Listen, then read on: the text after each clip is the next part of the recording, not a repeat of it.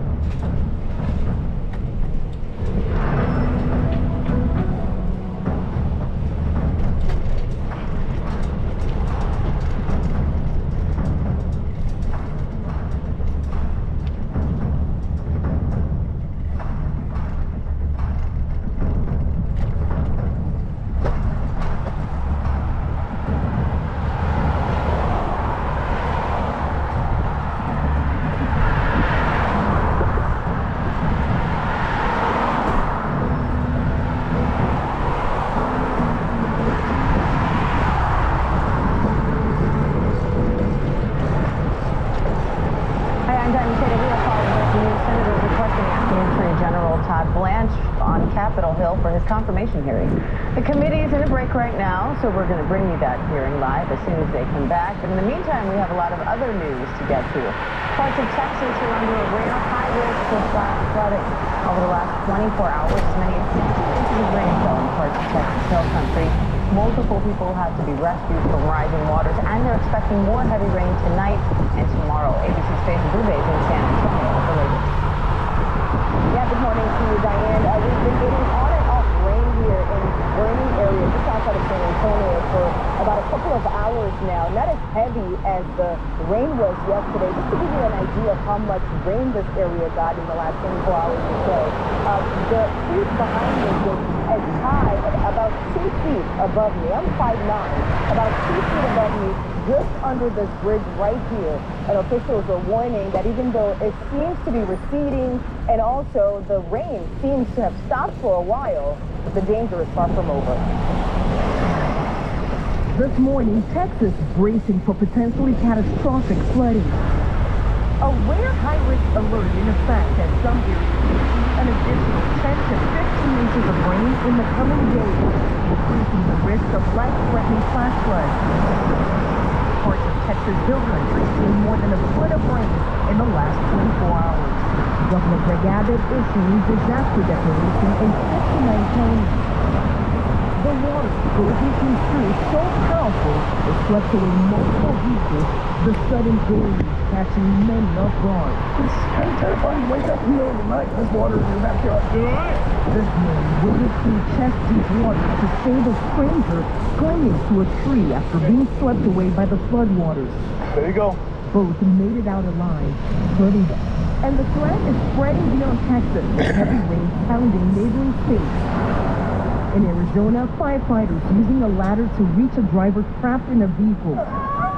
And in the Ozarks, new video showing the moment campers were left stranded on a rooftop, watching floodwaters sweep away structures around them. Thankfully, everyone there was rescued safely. And Diane, as you just said, 59 counties are under disaster declarations, and that includes the city of Kerrville. You'll remember Kerrville from last year. That is the place, the city, where more than 130 people died last year, including 20 children who were at camp listed during flash flooding. Diane. All right, Faith Bouvet, thank you. And senators are questioning Acting Attorney General Todd Blanche for his confirmation hearing again. Let's listen in. Again, would it not? Agree with me that it should not be the policy of the United States to do it. But in your question, you're suggesting there's such a policy. I'm telling you that there's no such policy. Well, if there is no such policy, then I presume you would investigate. When I see the lawsuit, I'm just not familiar with it. We will, of course, do what's appropriate. You agree with me that it would be wrong. That it would be wrong. You mean it would be wrong to send somebody home to be tortured? Yes. Let me ask you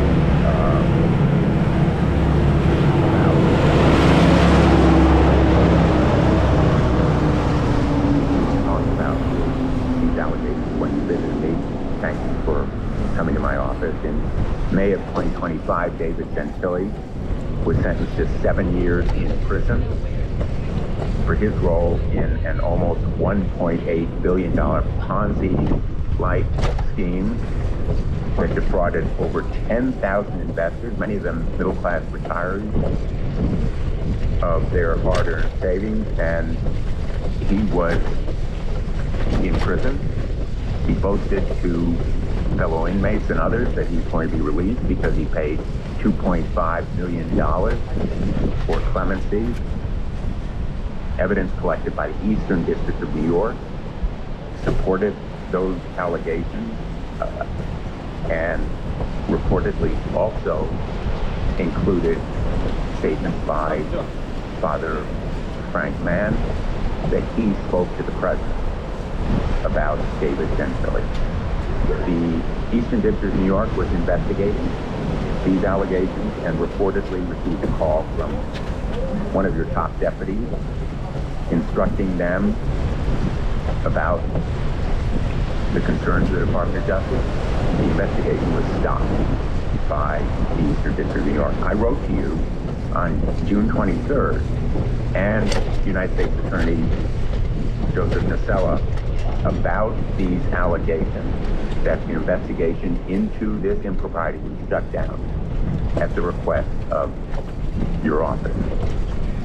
Did you have any involvement or knowledge about the commutation of Mr. Gentili's sentence? President Trump, as I've said a couple times today, has full authority to pardon or commute anybody convicted of federal crime. That's not my question. So I'm answering your question, Senator. Did you I'm answering know your question. What my communications with President Trump, I will not talk about. He does not, nor should he. He has no obligation to discuss pardon or commutation decisions with me, and he is not. As far as what you just suggested about an investigation, I believe you're referring to a news article that was the result of apparent leaks, and I would caution that there's falsehoods in those news articles. I'm asking you whether you had any involvement in commuting that sentence or in stopping the investigation into the allegations of impropriety possibly payment to Father Frank May. And I answered the first question, but when you say stopping an investigation, there's an assumption built into your question that I will not concede. We will not talk about whether investigations exist or don't exist, and certainly some leak about something that we supposedly did doesn't warrant an answer either. There was an investigation, correct? That's my whole point in saying is that there's an assumption baked into your question that I don't think is true, meaning that we cannot comment on even the existence of investigations like that. You commented this morning to Republican colleagues about several investigations. No, I haven't. Well, you commented in response to the chairman about the Vice investigation. About the what? Excuse me? The investigation that he asked you about. So, Senator, my point is that you're asking me questions about a news article, the source of which was apparently leaks. It would be inappropriate for me as the acting attorney general to comment on such leaks or news articles that you're referencing. But I accept that you're not going to answer my question, but I think there is a need for the Inspector General to look into the investigation that was apparently, according to these articles and other information, stopped as a result of your intervention. Let me move on. In 2017, more than 10,000 9/11 victims filed suit against the Kingdom of Saudi Arabia. That lawsuit is heading to trial. Information was promised by President Trump in September of 2019. That information has not been provided. Will you commit to meet with those families and provide the information they need for their lawsuit? Folks from my office have met with the representatives of those families. We will commit to continuing to have communications, of course. And provide the information they're seeking. What you're saying, I don't know what the information is you're talking about, so obviously I can't just commit to providing the information. Well, let's talk about other information. Information about the Epstein abuses. Your predecessor apologized to the Epstein survivors with good reason, because as you said today, mistakes were made. I'm asking you today, with Epstein survivors in this room, to apologize to them. Well, so my heart breaks for every victim of any sexual crime, whether it's involving Mr. Epstein or somebody else. And so if you're asking me to apologize that this happened to them, of course, absolutely. This is a horrible thing, which is why this Department of Justice, this administration is focused very heavily on going after these predators. And so, yes, of course, that's part of my job, is being empathetic to the victims. Will you apologize to them for the mishandling and mistakes that were made by the United States Department of Justice? I will absolutely say that any mistake that we made should not have been made. And I very much apologize. I can answer the question, or you can just interrupt me, Senator, but I am answering your question. I very much and I have said this to anybody that asks publicly before, any mistake that was made is not appropriate. And so, yes, I am sorry that in about 1% of the documents, mistakes were made. But what I will say on top of that is we put tons of resources to rectifying those mistakes immediately, including pulling down documents within minutes of being informed that there were mistakes, potential mistakes made, and working 24/7 to rectify any mistakes. And that's what I would expect the victims would want us to do, and their counsel and this body as well. And you would agree with me, wouldn't you, that you can well meet with any of the survivors or victims with their counsel present? You said you can't meet with them, but you could meet with them if they... I never said I can't meet with them. I said if they were represented, I had to meet through counsel, but of course I can meet with them. I'm the acting attorney general of the United States, so yes, I can. I very strongly believe that if for these victims to tell their stories and the evidence that they have, they should meet, like any victim of a crime, with the FBI or a law enforcement agent, and that we will do everything we can to prosecute if we can. The judge in Florida referred your misconduct. He concluded, he said there was misconduct and misrepresentation and improper purpose in that legal action to the bar of New York for potential discipline, including losing your law license. I know you disagree with the result of the ruling. Has that kind of referral ever happened by a federal judge for an attorney general of the United States? I don't know, but I'll tell you something. That judge never asked us to respond. She never gave us an opportunity to respond to anything, and she didn't refer me. She just asked that a copy of the order be provided to the New York bar, because there are several activist groups that have filed complaints against me. So listen, as I said earlier, I think anybody on this committee, especially the lawyers that have practiced, can read that opinion and reach their own conclusions, but I very much disagree with the judge's insinuations about me, and we're going to do what we can to make that right. One last question. Would you agree with me that agents of the United States should not fire into cars fire their weapons into cars unless there is an imminent threat? Give a short answer to that. There's a well-established standard as to when an agent can discharge their firearm, and I think that's something that should be followed in every case. And that includes not firing weapons into cars. Mr. Schiff. Before you want to respond to... There's not really a response. It requires federal agents to follow the rules. Then let's move on. Before I call on Senator Britt, I want another letter supporting the nominee from the American Border Story, a national organization representing 300 angel families. Quote from the letter, "The families we work with are not focused on politics. They want leaders who take crime seriously, who understand the national security implications of open border criminal networks, and who will prioritize victims over ideology. We believe Todd Blanche understands that responsibility and would approach the office of Attorney General with seriousness it demands."